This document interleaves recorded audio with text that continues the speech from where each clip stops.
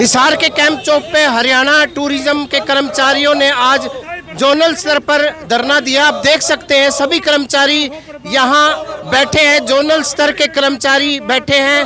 इनकी कई तरह की मांगे हैं जो सरकार पूरी नहीं कर रही है, जिसके कारण उन्हें काफ़ी दिक्कतों का सामना करना पड़ रहा है। तो ऐसे में हमारे साथ जो इनके कर्मचारियों के जो लीडर हैं, इनसे बातचीत करते हैं कि जो आप द्वारा धरना दिया जा रहा है वो किस लिए दिया जा रहा है, क्या क्या मांगे आपकी अधूरी है अभी? देखो, हमारी मांगें अधूरी हैं लगभग सारी। हमारी एलटीसी है, इस दिसंबर में जो ब्लॉक ईयर है 2020-23 का, वो दिसंबर में ख़त्म होने जा रहा है।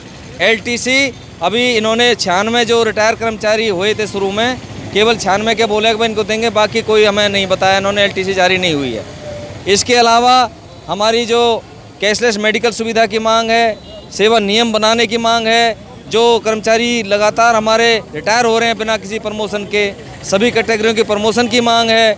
हमारा जो वेतन है, हम कहना चाहते हैं कि भाई सभी कर्मचारी को, सभी पर्यटन केंद्रों कर्मचारियों को एक साथ वेतन देना चाहिए। लेकिन कई कम्प्लेक्स ऐसे हैं जहाँ 2-2, 3-3 महीने वेतन नहीं मिलता।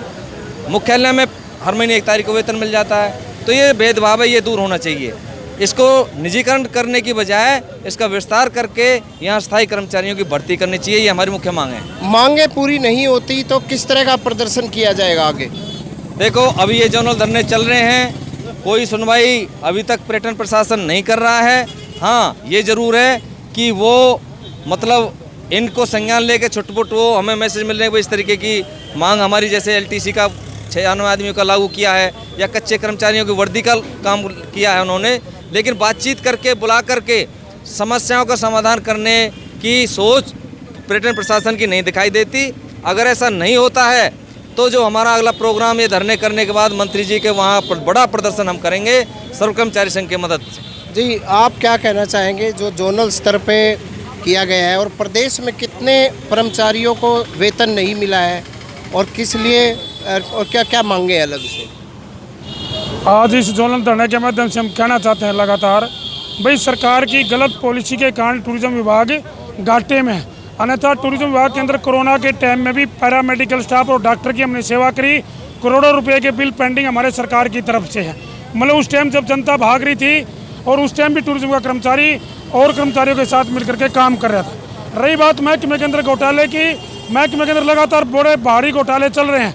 मतलब महकमे के अंदर कोई मतलब नहीं है। अपने लाला की दुकान बना रखी है, किसी कर्मचारी को 2000, किसी को 5000 जब मर्जी लगा लेते हैं, जब मर्जी हटा लेते हैं। हमने बार बार सरकार से, मतलब एमडी साहब को भी कई बार बातचीत में बताया, भाई वाउचर के नाम पर लूट चल रही है। और उल्टा जब हम किसी कर्मचारी अधिकारी के बारे में बताते हैं, उसको ये कह देता जी यूनियन वाले आपका विरोध कर रहे थे।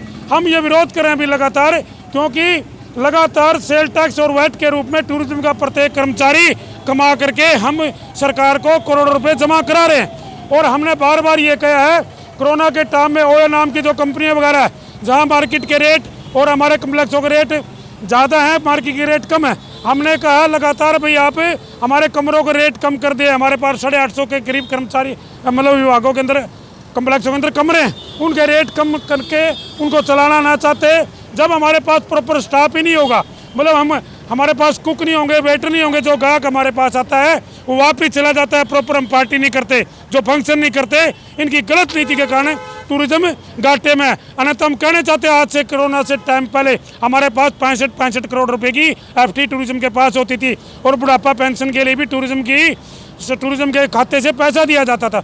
आज भी टूरिज्म चल सकता है, क्योंकि जो क्वालिटी और क्वांटिटी जो हमारे पास FCI से बच्चे पास होकर के आते हैं, उनको रख नहीं रहे।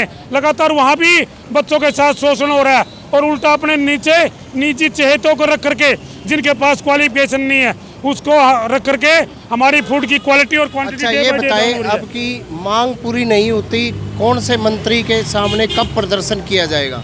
अगर हमारे जोलन धरना, इसके बाद हमारा जोलन धरना पंचकुला के अंदर 29 तारीख, उसके बाद अगर सरकार हमारे को बातचीत कर नहीं बुलाती, बातचीत नहीं करती, तो 12 सितंबर को मंत्री जी की कोठी पे प्रदर्शन है। सर्व कर्मचारी संघ की मदद से हम बड़ा प्रदर्शन करेंगे।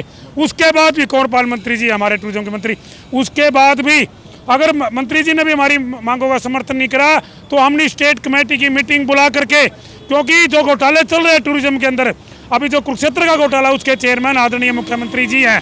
जब मुख्यमंत्री जी सुबह का चेयरमैन हो और वहाँ घोटाले चल रहे हो, और ऊपर से जो मंत्री और संतरी हैं लगातार चाहे मतलब झंडा फहराने का काम हो, चाहे कोई मंत्री संतरी जब आते हैं कम्प्लेक्सों के अंदर, उनकी सेवा का काम है, वहाँ पर 3-3 4-4 वेटर को बुला लेते हैं। अधिकारी डरते अपने बोचर के नाम पर के बना करके उनकी सेवा करते हैं, उल्टा गाहक जो पैसे देता है उसकी सेवा नहीं हो रही है, इसलिए महकमा घाटे में। इसलिए हम कहना चाहते हैं महकमे के अंदर लगातार भर्ती हो। टूरिज्म कभी भी घाटे का सौदा नहीं है, टूरिज्म को चलाने की सरकार की नीयत नहीं है। इससे पहले भी बेचने की कोशिश चली गई, चाहे जैन साहब चले गए हो, चाहे गोयल साहब चले गए हो, अभी अरविंद जी भी हमारे उसको बेचने की घाटे के नाम पर बेचना चाहता है।